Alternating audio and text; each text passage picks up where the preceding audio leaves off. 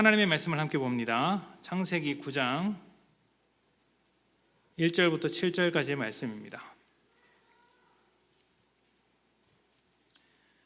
오늘 우리가 함께 볼 하나님의 말씀은 창세기 9장 1절부터 7절까지의 말씀입니다. 제가 봉독하도록 하겠습니다. 1절입니다. 하나님이 노아와 그 아들들에게 복을 주시며 그들에게 이르시되 생육하고 번성하여 땅에 충만하라. 땅의 모든 짐승과 공중의 모든 새와 땅에 기는 모든 것과 바다의 모든 물고기가 너희를 두려워하며 너희를 무서워하리니 이것들은 너희의 손에 붙였음이니라. 모든 산 동물은 너희의 먹을 것이 될지라. 채소같이 내가 이것을 너희에게 다 너희에게 주노라. 그러나 고기를 그 생명 되는 핏째 먹지 말 것이니라. 내가 반드시 너희의 피 곧 너희의 생명의 피를 찾으리니 짐승이면 그 짐승에게서 사람이나 사람의 형제면 그에게서 그 생명을 찾으리라. 다른 사람의 피를 흘리면 그 사람의 피도 흘릴 것이니 이는 사람이 자기 형상대로 사람을 지으셨음이니라. 너희는 생육하고 번성하며 땅에 가득하여 그 중에서 번성하라 하셨더라. 아멘. 잘 아시는 것처럼 수요일과 주일의 설교 본문이 좀 구별되어 있죠. 주일은 신약 성경에 있는 말씀을 본문으로 삼아서 설교를 하는데 그렇게 하는 이유는 아무래도 예배를 드리러 오시는 분들의 이렇게 성향 때문입니다. 아무래도 주일에는 다양한 분들이 모이고 그 중에는 믿은 지 얼마 안 되는 분들도 계시기 때문에 이제 좀 구약 성경을 함께 깊이 들여다보는 데는 무리가 있죠. 또 중고등부나 청년부 예배가 우리가 따로 있는 것은 아니기 때문에 지금 중학생 친구들도 함께 예배를 드립니다. 그러다 보니 성경을 이해하는 데 조금 약한 분들이 계시고요. 주일에는 가급적이면 신약 성경을 본문으로 그나마 기본적인 것들을 쉽게 전달하려고 노력하고 있습니다. 듣기에 따라서는 쉽지 않을 때도 있고 설교가 길어질 때도 있는데 일단 방향은 그렇게 잡습니다. 수요일은 주중에 한 번 더 모이시는 만큼 그래도 성경에 대한 이해가 조금 있다고 생각을 하고 있습니다. 그래서 평소보다 조금 더 깊게 들여다보려고 하는데요. 이렇게 하면서 어떤 교리나 교훈을 얻기보다는 성경 안에 숨겨진 하나님의 마음을 찾아가는 데 목적을 두고 있습니다.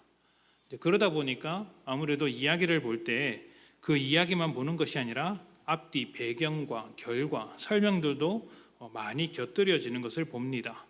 그리고 그렇게 찾아낸 하나님의 마음과 원리를 신약 시대에는 어떻게 살고 있는가까지 살펴보고 있습니다. 이런 과정으로 말씀을 나누다 보니까 성경이 익숙하지 않은 분들에게는 조금 어렵게 느껴질 수도 있겠다는 생각이 듭니다.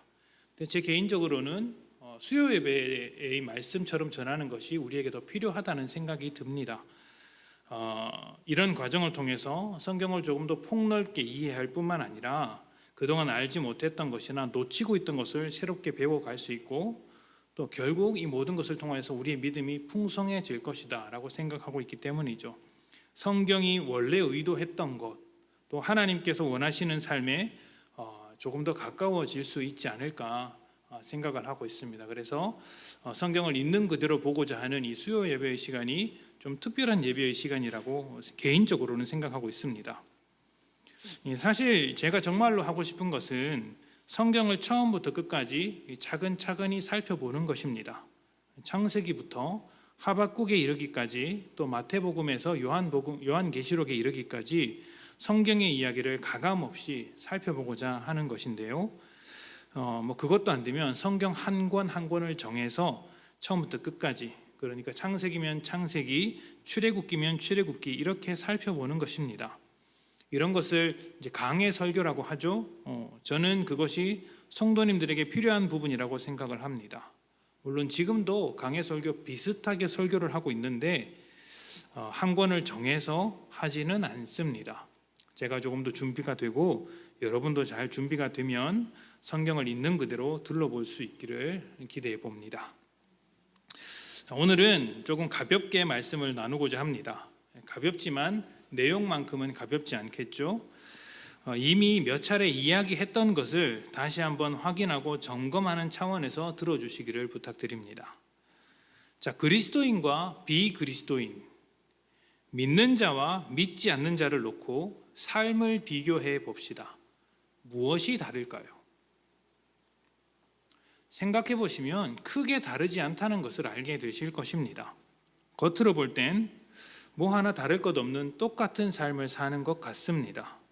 고민하는 것도 사실 크게 다르지는 않습니다.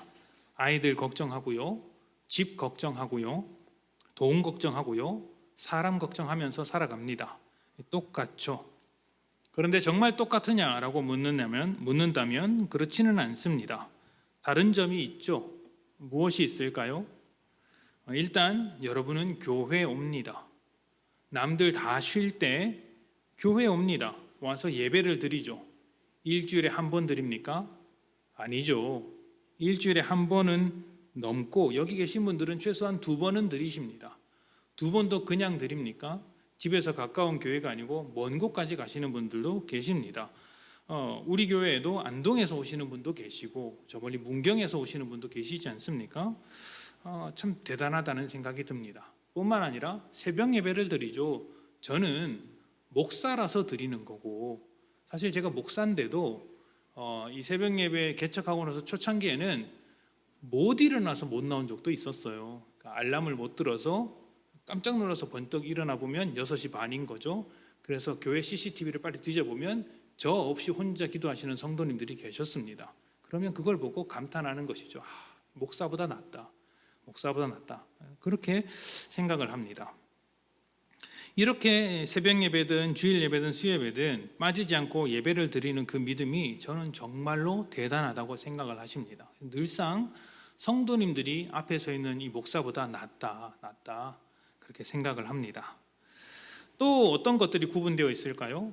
새벽 예배를 드리는 것에서 말씀드렸듯이 우리는 기도를 하죠. 또 헌금을 합니다. 세상 사람들이 전혀 이해하지 못하지만 우리는 헌금을 합니다. 뿐만 아니라 성경을 읽고 훈련을 받습니다. 참 다른 점이 많습니다.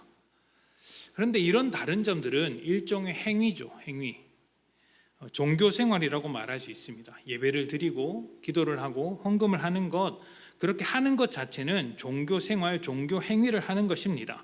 그런데 이런 종교적인 행위는 그리스도인이 아니더라도 할 수 있습니다. 그리스도인이 아니더라도 흉내를 낼 수 있고요.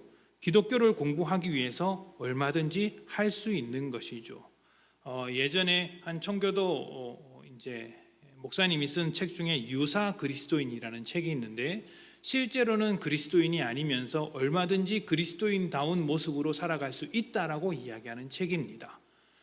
굉장히 무서운 책이죠. 그러니까 내가 믿음으로서 열심히 살고 있는데 정말 나는 그리스도인인가 아니면 그리스도인 비슷한 그리스도인인가 한번 점검할 필요가 있지 않을까 생각을 합니다. 물론 그것을 가지고 고민한다는 것 자체가 저는 믿음이 있다고 생각을 하는 편인데 어찌되었든 믿지 않고서도 믿음의 삶을 살아갈 수 있다는 것, 이것은 굉장히 무서운 것이죠.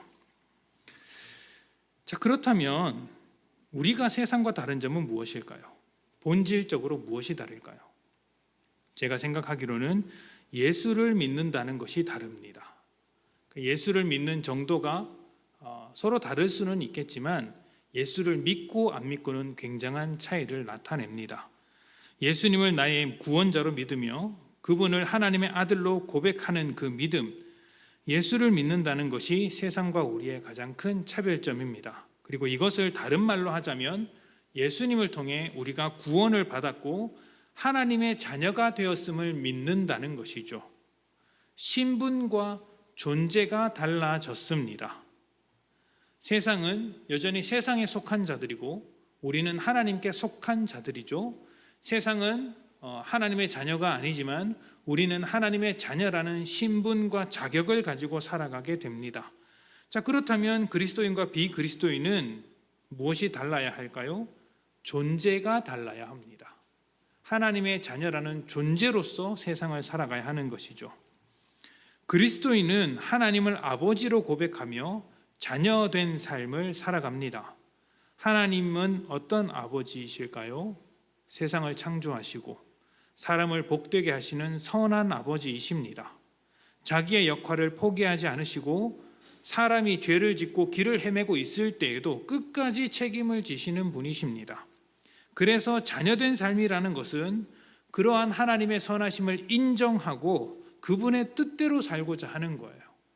그러니까 우리가 세상 사람들과 뭐가 다르냐면 하나님의 뜻을 고민하고 하나님의 뜻대로 살고자 하는 그런 마음들이 보이더라는 것이죠. 존재가 달라졌기 때문입니다. 이런 믿음이 신을 믿지 않는 세상 사람들과는 다르고요. 또 신을 믿더라도 하나님을 믿지 않는 사람과도 다릅니다. 우상을 섬기는 사람과 다르다는 것이죠. 일단 신이 없다고 생각하는 사람들은 모든 것을 우연의 산물이라고 이야기를 합니다. 하나님의 뜻이나 계획이 없으니 그냥 어쩌다가 내게 일어난 일, 우연으로 발생한 일, 그냥 내게 운이 왔다라는 정도로만 생각을 하는 것이죠. 그들이 대답할 수 있는 최선이 바로 우연입니다. 영원도 없고요. 처음과 끝을 주관하시는 분도 없습니다. 우연한 일과 지금만 있습니다. 우연이라는 것에는 목적이 없습니다. 의미도 없죠. 우연은 그냥 우연입니다. 그들의 입장에서 세상은 우연히 만들어진 것이며 사람도 우연히 만들어진 것입니다. 그러니 이 세상에게서 무슨 의미를 발견할 수 있고 사람에게서 어떤 의미를 찾아낼 수 있겠습니까? 세상은 결단코 사람을 의미 있는 존재로 생각하지 못합니다. 절대로 그렇게 생각하지 못합니다. 우연이라는 것에 바탕을 두고 있는 한 사람은 먼지와 같을 뿐입니다. 그래서 신이 없다고 생각하는 사람들은 바로 지금에 큰 의미를 두고 살아갑니다. 이 지금이라는 것은 내가 원하는 것을 하는 것, 이것을 말합니다. 내가 원하는 것을 할 수 있도록 만들어주는 이 지금에 굉장히 큰 의미를 두고 있는 것이죠. 이렇게 되면 자기의 욕망을 이루는 것이 가장 큰 덕목으로 자리 잡게 됩니다. 지금 세상이 그렇지 않습니까? 자기 욕망을 이루는 것보다 큰 가치가 있을까요? 자기가 꿈꾸는 삶을 살아가는 것보다 더 큰 가치를 발견해내지는 못합니다. 그리고 이 욕망을 위해 어쩌면 참 소중하게 여겨야 하는 가족 혹은 또 다른 소중한 가치들이 점점 변질되고 있습니다. 사람도 변질되고 있습니다. 예를 들면 산업화가 되면서 대가족에서 핵가족화가 되었다고 이야기를 하죠. 가족의 형태는 변화될 수 있다고 하지만 이렇게 핵가족화가 되면서 가족끼리 가지고 있었던 유대관계가 변질됩니다. 그래서 부모 자식 간의 관계가 이전보다 못하다는 생각을 하게 되죠. 실제로 하게 됩니다. 굉장히 무서운 일이죠. 돈을 갖는 것보다 형제 관계가 더 중요해야 할 텐데 오히려 돈 때문에 형제끼리 갈라서는 일들이 아주 익숙하게 벌어집니다. 그래서 때로는 형제가 남보다 못한 경우가 아주 당연한 듯이 받아들여지고 있는 것을 보게 됩니다. 아닌 것처럼 행동하지만 사람의 욕망에 따라 조금씩 이 세상은 변질되고 있습니다. 이상하게 변질되고 있더라는 것이죠. 뿐만 아니라 우상을 믿는 자들도 비슷합니다. 그들은 하나님이 아닌 각각의 신들을 섬기는데 그것은 모두 우상입니다. 성경은 우상을 섬기는 일에 대해서 이렇게 이야기를 합니다. 골로새서 3장 1절부터 5절입니다. 그러므로 너희가 그리스도와 함께 다시 살리심을 받았으면 위의 것을 찾으라. 거기는 그리스도께서 하나님 우편에 앉아 계시느니라. 위의 것을 생각하고 땅의 것을 생각하지 말라. 이는 너희가 죽었고 너희 생명이 그리스도와 함께 하나님 안에 감추어졌음이라. 우리 생명이신 그리스도께서 나타나실 그때 너희도 그와 함께 영광 중에 나타나리라. 그러므로 땅에 있는 지체를 죽이라. 곧 음란과 부정과 사욕과 정욕과 탐심이니 탐심은 우상 숭배니라. 아멘. 자, 우상을 숭배하는 일이 곧 탐심입니다. 탐심이란 욕망에 따라서 이 세상의 것을 하나님의 자리에 채우려는 것이죠. 하나님이 계셔야 할 자리에 내가 보기에 괜찮아 보이는 것, 이것을 대신 올려다 두면 그것이 우상입니다. 팀 켈러 목사님이라는 분이 계신데 이분이 내가 만든 신이라는 책에서 이렇게 이야기를 합니다. 우리 삶의 본질적이고 중심적인 위치를 차지하고 있어서 그것을 잃어버렸을 때 삶의 의미가 사라지게 되는 것, 그것이 우상이다. 내 삶의 가장 본질적이고 중심적인 위치를 차지하고 있어서 내가 그것을 잃어버리게 되면 내 삶의 의미조차 사라져 버리는 것, 그것이 곧 나의 우상이다라고 이야기를 하는 것이죠. 그러니 삶의 의미를 지켜내기 위해서 더욱 우상을 섬기려고 합니다. 세상이 그렇게 흘러갑니다. 고대 사회에서 우상은 물질과 풍요를 상징했습니다. 지금도 다르지 않습니다. 금과 은으로 만든 우상은 아닐지라도 똑같은 내용을 우상으로 섬기고 있죠. 팀 켈러 목사님은 똑같은 책에서 우리가 우상으로 삼을 수 있는 것을 5가지 정도로 소개했습니다. 첫 번째, 평생 가지고 있었던 소원. 두 번째, 돈. 세 번째, 성취. 네 번째, 권력. 그리고 중간에 빠졌는데요, 사랑이 있습니다. 평생 소원이라는 것은 오랫동안 바라보는 것인데요, 내가 오랫동안 바라보고 소망할수록 내 우상이 될 여지가 크더라는 거예요. 그러니까 이런 것이죠. 결혼을 하고 나서 아이를 갖고 싶었는데 잘 안 생겼습니다. 어떻게 합니까? 그 아이에게 매달리는 거예요. 그래서 1년, 2년 지날수록 계속해서 아이에게 매달리다가 그 평생 소원이 이루어지는 겁니다. 어떻게 될까요? 그때부터 그 아이에게 집착하게 되고 그 아이로부터 삶의 의미를 발견하게 됩니다. 우상이 되는 것이죠. 이런 것들이 사랑도 그렇고요, 돈도 그렇고요, 성취도 그렇고 권력도 그렇고 내 삶에 의미를 준다고 생각해서 자꾸 그것을 붙잡고 하나님 자리에 올려두게 된다면 언제든지 우상이 됩니다. 그리고 그것이 우상이 될 때 우리는 그것들의 노예가 되는 것이죠. 하나님을 섬기는 것을 제외하고 다른 모든 삶은 자기의 욕망을 추구하는 것에 불구합니다.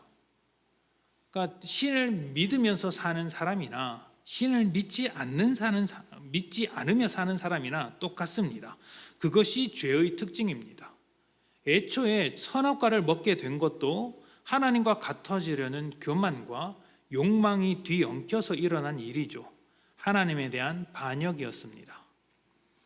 욕망이 우상 숭배와 관련이 있다 보니 믿는 자로서 어떤 일에 대해서 욕심을 부리는 것 자체를 죄악으로 생각하는 경우도 있습니다.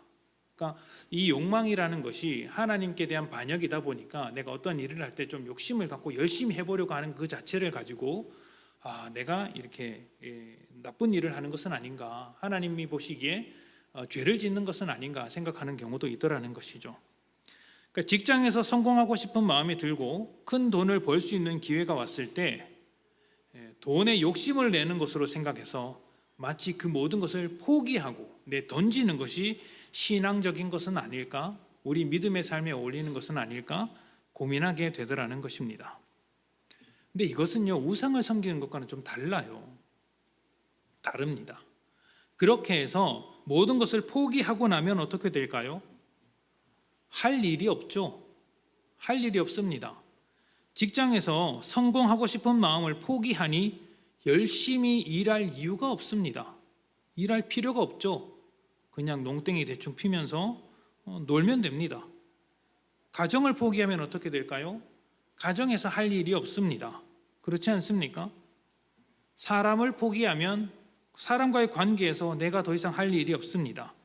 그래서 그 모든 것을 포기하고 나면 어디로 가느냐? 교회로 갑니다. 교회로 가서 열심히 기도하고 그렇게 교회 생활만 하는 것이죠. 그러다가 교회 안에서 문제가 일어나면 어떻게 될까요? 교회도 포기합니다. 이렇게 하는 게 믿음과는 안 어울리는 것 같다. 포기하는 것이죠. 그러면 이제 혼자 믿음 생활 하든지 산속으로 들어가는 겁니다. 세상과 단절되어서 혼자 고립하는 것은 건강한 것이 아닙니다. 세상을 포기하고 내려놓는 것은 하나님께서 의도하신 것이 아닙니다. 세상을 다 내려놓아도 자기 자신을 내려놓지 못하면 자기의 생각과 고집을 그대로 가지고 살면 다를 게 없습니다. 세상을 아무리 내려놓은들 뭐합니까? 자기를 내려놓지 않는데요. 하나님이 있어야 할 자리에 자기 자신이 있으니 그 삶을 떠나더라도 산속에 들어가더라도 별반 차이가 없는 것이죠. 여전히 우상을 따르는 삶에서 벗어나지 않았습니다. 믿는 자로 살아간다는 것은 우리 중심에 있는 그 마음, 우리 중심에 있는 그 마음 속에 있는 그 어떤 것을 하나님으로 교체하는 것입니다. 내 삶에 의미를 준다고 생각해서 마음 중심에 꼭 붙잡고 있었던 그것을 하나님으로 바꾸는 것이죠. 그래서 세상을 살면서도 하나님의 방법과 원리와 마음과 생각으로 살게 됩니다. 존재가 달라서 다른 삶을 사는 거예요. 그리고 다른 존재답게 사는 것이 오늘 본문에 소개된 말씀입니다. 자, 다시 한번 보겠습니다. 창세기 9장 1절부터 7절, 우리 교독할까요? 1절부터 7절입니다. 제가 먼저 읽습니다. 하나님이 노아와 그 아들들에게 복을 주시며 그들에게 이르시되 생육하고 번성하여 땅에 충만하라.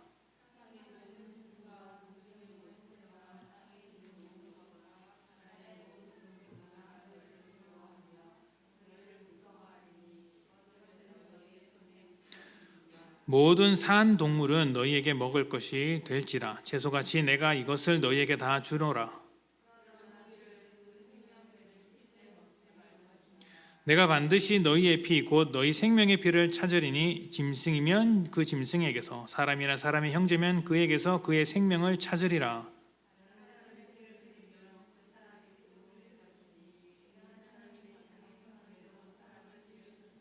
우리 함께 읽을까요? 너희는 생육하고 번성하며 땅에 가득하여 그 중에서 번성하라 하셨더라. 아멘. 이 내용이 좀 익숙하시죠? 익숙한 말씀입니다. 하나님께서 천지를 창조하실 때 하셨던 말씀인데요. 이 말씀을 홍수가 나고 난 뒤에 노아와 그의 가족들에게 똑같이 하셨습니다. 하나님의 뜻은 창조하신 이대로 단 한 번도 변화된 적이 없습니다.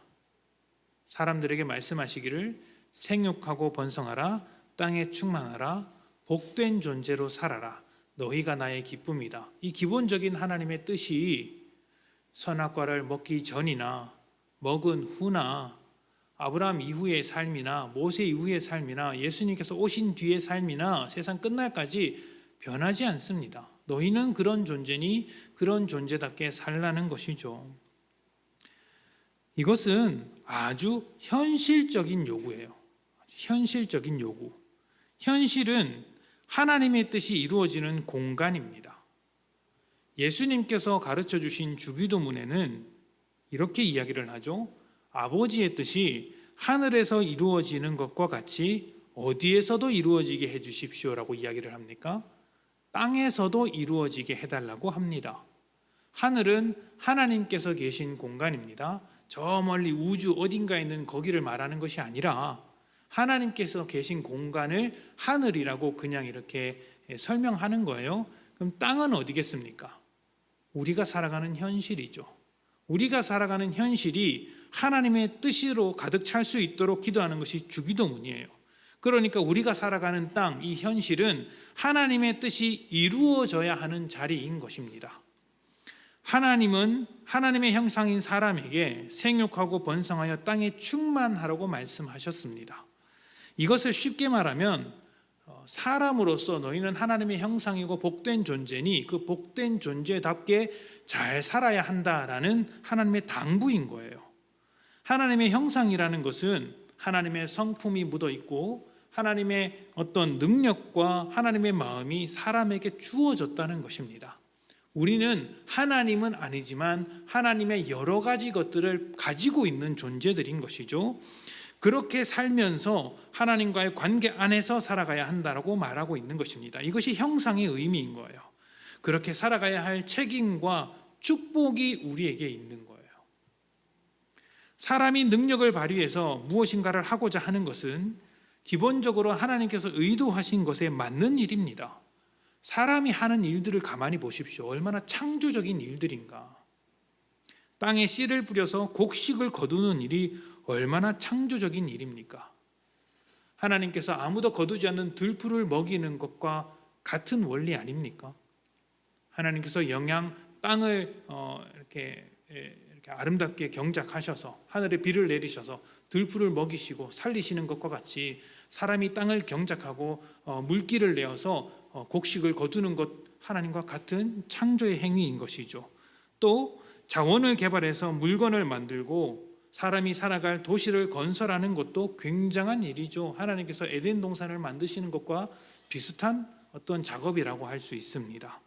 또 식물과 동물을 관리하며 보살피는 능력도 굉장히 창조적인 능력입니다. 멸종 위기에 놓인 생물들을 사람의 노력으로서 되살려 놓는 일이 참 대단하지 않습니까?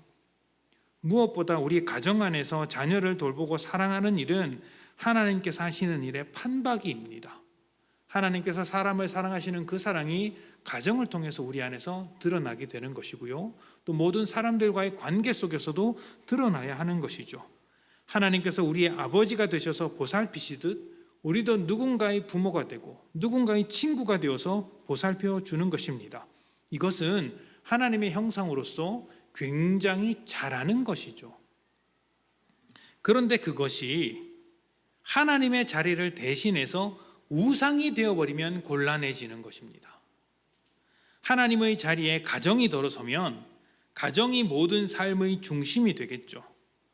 누군가의 눈에는 가정을 위해 헌신하는 훌륭한 부모처럼 보일 것입니다. 하지만 얼마 지나지 않아서 가정에 집착하는 자신을 발견하게 됩니다. 그리고 가정에 집착하느라 자신이 파괴되는 것 또한 깨닫게 됩니다.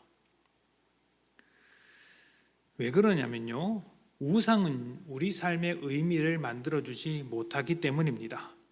만들어주는 것 같다가도 언제든지 배신합니다.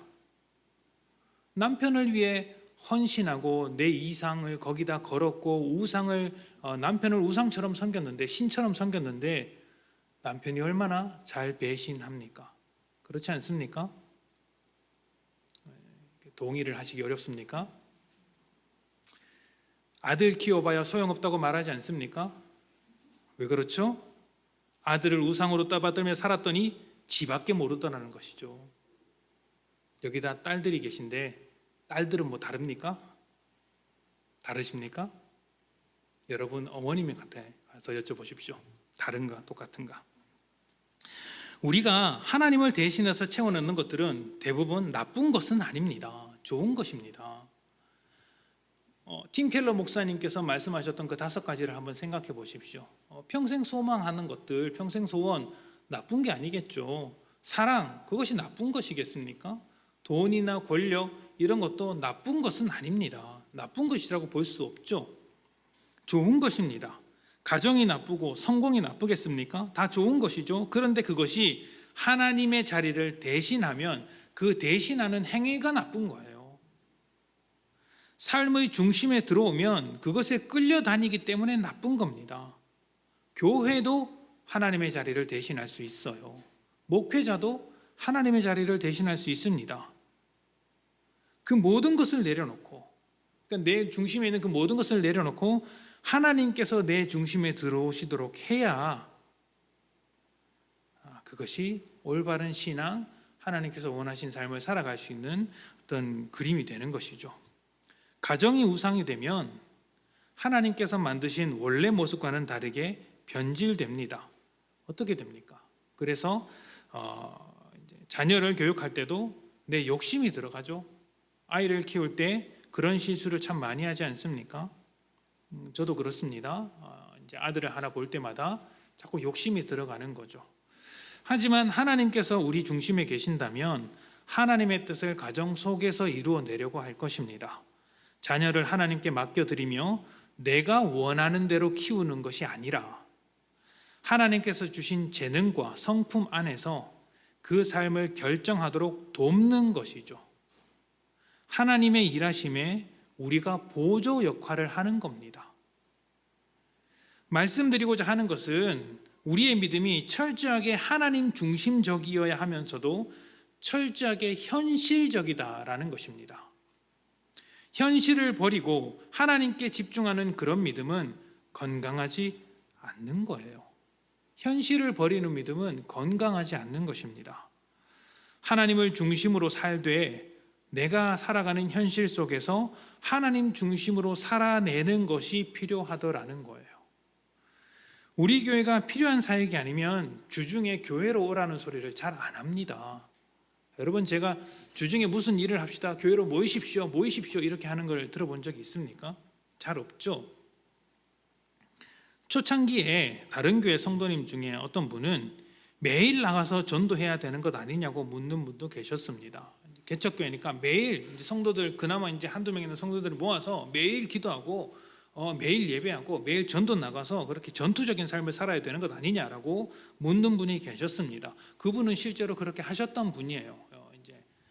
아주 이제 제가 이전에 사역했던 교회에 계셨던 분인데요.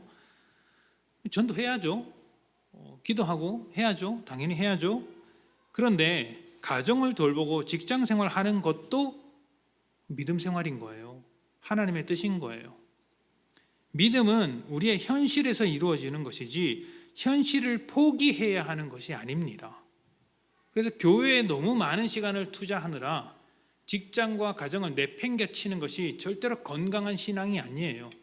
하나님 앞에 나온답시고 직장이고 가정을 다 내팽개치는 것은 건강한 게 아닙니다. 오히려 믿음 생활하면서 교회 안에서 잘 훈련받으면 가정과 직장이 온전해져야 하는 것이죠. 나로 인해서 가정과 직장이 회복되어야 합니다. 그런데 이제 그 방향을 잘못 잡게 되면 믿음이 깊어질수록 하나님을 향한 뜨거움이 생길수록 어떻게 되느냐? 가정에서 멀어지고 이제 직장에서 멀어지고 다른 관계를 모두 끊어버리고 이런 경우도 생기더라는 것입니다. 현실을 포기해서는 안 됩니다. 우리는 하나님의 형상으로서 우리가 살아가는 이 모든 현실이 하나님의 뜻대로 회복될 수 있게 애써야 합니다. 우상이 되지 않도록 노력해야 하지만 그렇다고 다 내려놓아서도 안 되더라는 것이죠. 현실을 열심히 살되 하나님 중심으로 살아가야 합니다. 이것이 가장 하나님의 뜻에 맞게 살아가는 것입니다. 우리가 열심히 삶을 위해서 노력하되 그 노력의 결과물들이 우상이 되지 않도록 하나님을 먼저 생각하고 하나님의 뜻대로 살아가는 것인가, 내가 살아가는 현실 속에서 매 순간순간 고민해야 하는 것입니다. 내 삶에서 현실의 결과물들, 그러니까 다른 우상이 될 만한 것들을 얻기 위해서 하나님을 사용하는 것이 아니라 하나님의 뜻을 이루기 위해서 내 현실을 사용하는 것입니다. 교회도 사용하고요, 가정도 사용하고요, 이렇게 내 일터도 사용하는 것이죠. 이렇게 한번 생각을 해보십시오. 선악과를 먹지 않았다면 아담과 하와는 어떻게 살았을까요? 선악과를 먹지 않았다면 아담과 하와는 어떻게 살고 있으며 그 후손들은 어떻게 살고 있을까요? 저는 지금 우리가 사는 것처럼 살고 있을 것이라고 생각을 합니다. 다만 하나님과의 아름다운 관계 속에서 머물면서 또 사람들 서로 간의 아름다운 관계를 머물면서 살아갔겠죠. 노아의 홍수 이후로 하나님께서 원하신 삶이 무엇이었을까요? 아담과 하와에게 요구하셨던 삶과 똑같았습니다. 사람으로서 하나님의 형상답게 살아가는 것이죠. 홍수 사건을 통해서 죄인의 현실을 자각했습니다. 우리가 이럴 수밖에 없구나. 우리가 하는 것마다 죄밖에 지을 수가 없구나. 이 홍수라는 죽음의 결과를 피해낼 수가 없구나 라는 것을 깨닫게 되었습니다. 그리고 나서 하나님은 다시 한번 사람들에게 요구하셨던 것이죠. 죄의 삶을 살지 말고 하나님의 형상으로서의 삶을 회복해라. 그래서 홍수가 끝난 뒤에 다시 이 말씀을 주신 거예요. 내가 애초에 너에게 요구했던 삶이 이 삶이다. 이 삶이 훨씬 복되니 이 삶을 살아가라. 죄에서 벗어나 창조의 삶, 현실에서 하나님의 형상으로서 살아가는 그것을 회복하는 삶이었으면 좋겠다. 하나님께서 요구하시며 이 말씀을 다시 한번 사람들에게 주셨던 것입니다. 하나님과의 관계, 사람들과의 관계에서 현실을 아름답게 만들어내는 것이죠. 현실이 없는 믿음은 아무것도 아닙니다. 우리의 믿음을 현실에서 완성시켜내지 못한다면 그것은 애초에 하나님께서 의도하셨던 것과는 거리가 멉니다. 하나님께서는 우리의 이 현실을 아름답게 만들고자 하셨고 이 현실 위에 우리의 믿음을 더하신 거예요. 현실을 내려놓는 것이 믿음이 아니라 현실을 하나님의 뜻대로 회복하며 완성시키는 것이 믿음입니다. 여러분의 가정을 하나님의 뜻대로 만들기 위해서 무엇을 해야 하겠습니까? 믿는 자로서 무엇을 해야 하겠습니까? 여러분 중심에 하나님을 두고 여러분의 가정 중심에 하나님을 두는 것이겠죠. 만약 하나님이 계셔야 할 자리에 다른 것이 필요하다고 생각한다면 아마 그것이 여러분 가정의 우상일 것입니다. 우리 가정이 행복해지기 위해선 월세가 좀 떨어져야 해. 우리 가정이 좀 더 행복해지기 위해선 집값이 올라야 해. 우리 가정이 더 복되기 위해선 남편이 돈을 좀 더 벌어와야 해. 그게 우상이 될 수 있더라는 것이죠. 여러분이 일하시는 직장에서 하나님의 뜻대로 살아가기 위해서, 여러분이 직장을 하나님께서 원하시는 모양으로 만들기 위해서 무엇이 더 필요할까요? 직장을 잘하기 위해서 필요한 것들이 참 많이 있겠지만 하나님보다 더 우선하는 것은 없을 것입니다. 하나님보다 우선하는 것이 있다면 그것이 우상입니다. 교회도 똑같죠. 하나님의 마음을 품지 못하고 다른 것을 더 요구하고 있다면 우상입니다. 그런 이야기 많이 듣지 않습니까?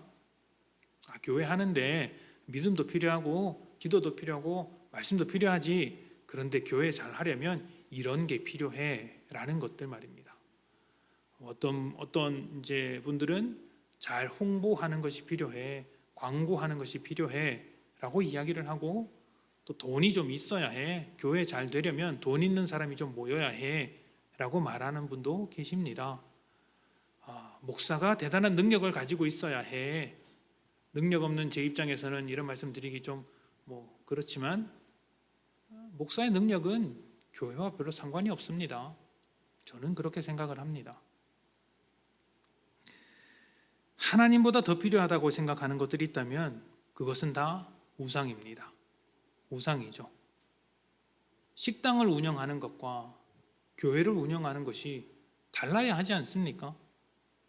그런데 사람들이 하는 이야기를 들어보면 식당을 운영하기 위해 필요한 것이나 교회를 운영하기 위해 필요한 것이나 똑같더라는 것이죠. 왜 그럴까요? 우리가 어떤 존재인지를 잊어버리고 살기 때문입니다. 우상을 내려놓고 하나님을 원하셔야 합니다. 그리고 하나님은 이미 우리와 함께하고 계십니다. 어디 저 멀리 계셔서 우리가 찾아내고 받아내야 하는 것이 아니라 이미 우리와 함께 하시기로 작정하셨고 영원 끝날 때까지, 세상 끝날 때까지 우리와 함께 하시기로 말씀하셨습니다. 다시 말씀드리면 하나님의 백성으로 살아가는데 부족한 것은 없다라는 거예요. 없습니다. 여러분의 현실을 하나님의 뜻대로 살아나가기 위해서 필요한 것은 없습니다. 사시면 됩니다. 이미 함께 하시는 하나님을 기억하십시오. 그렇게 기억하시면서 우리가 처한 현실을 포기하지 마십시오. 현실을 포기하는 것은 절대로 믿음이 아닙니다. 버리는 것이 아니라, 포기하는 것이 아니라 오히려 이 현실을 열심히 살아내셔서 하나님의 뜻대로 회복하고 창조의 원리대로 회복하고 하나님께서 애초에 의도하셨던 모습대로 완성하는 복된 성도님들이 되시기를 축복합니다.